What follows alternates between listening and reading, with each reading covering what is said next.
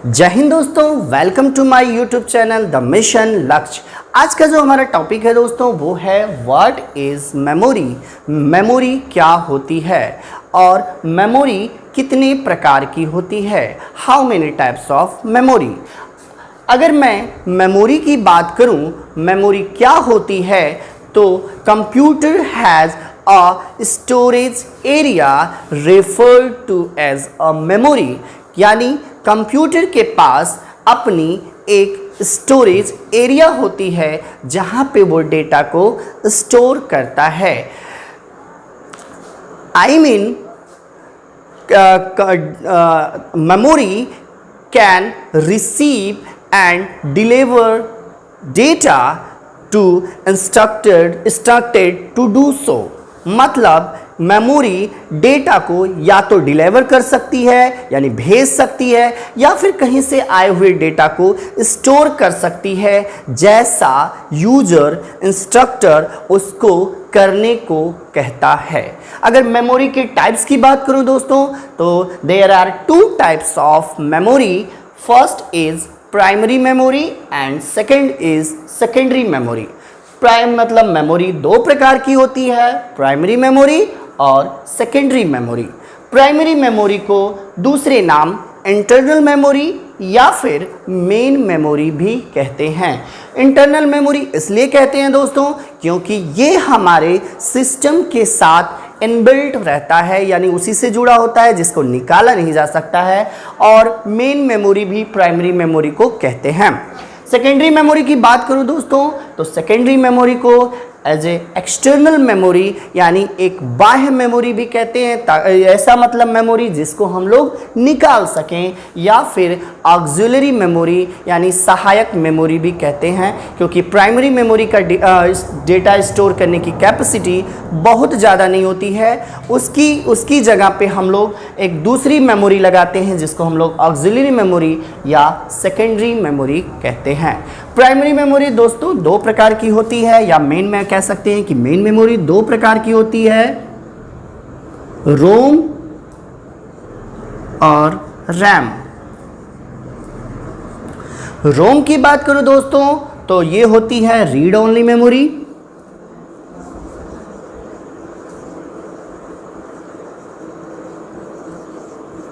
यानी एक ऐसी मेमोरी जिसको सिर्फ पढ़ा जा सके, इसमें हम कुछ राइट नहीं कर सकते दोस्तों। इसमें मैन्युफैक्चरर ने जो एक बार राइट कर दिया उसे हम लोग केवल रीड कर सकते हैं। ऐसी मेमोरी को रोम में, ऐसे डेटा को हम लोग रोम में सेव करते हैं। और रैम क्या होता है दोस्तों, तो random access memory.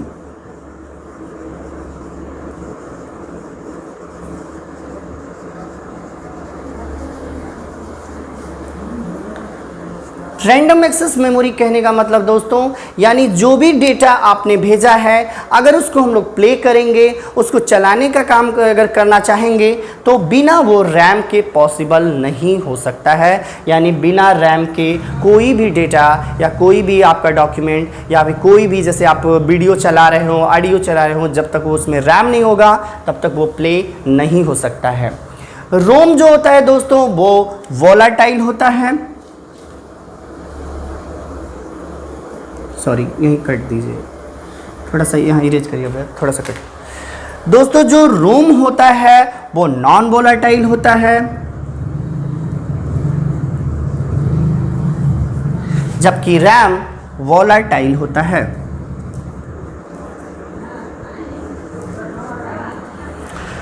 Non volatile का मतलब ऐसा होता है कि जिसके डेटा लॉस ना हो, यानी जिसके डेटा लॉस नहीं हो वो नॉन वोलेटाइल, और जिसके डेटा लॉस हो जाए वो वोलेटाइल होता है।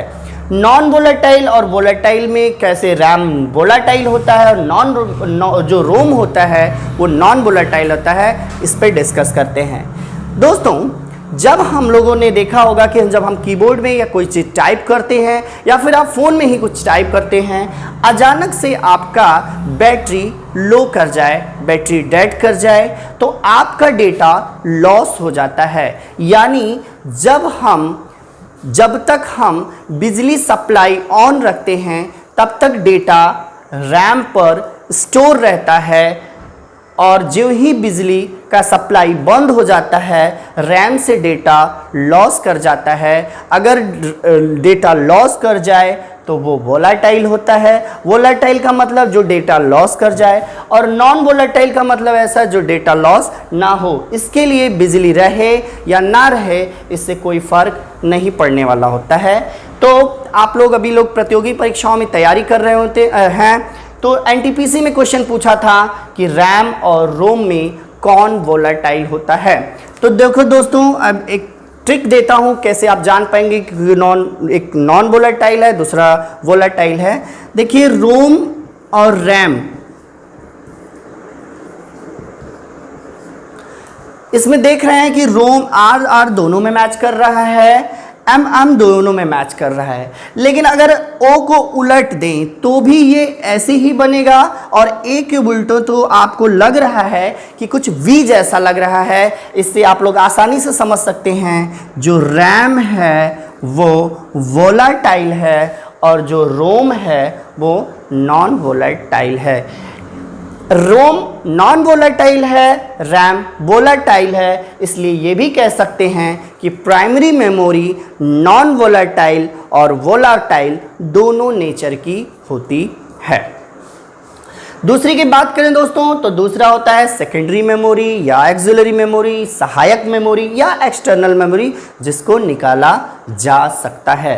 रैम की अगर बात करूं दोस्तों, तो रैम जो होता है वो MOS का बना होता है, मेटल ऑक्साइड का बना होता है, एक सेमीकंडक्टर होता है। जबकि सेकेंडरी मेमोरी की बात करूं दोस्तों, तो ये एक्सटर्नल मेमोरी होती है या एक्सिलरी मेमोरी होती है, यानी एक ऐसी मेमोरी जिनको हम लोग निकाल सकें।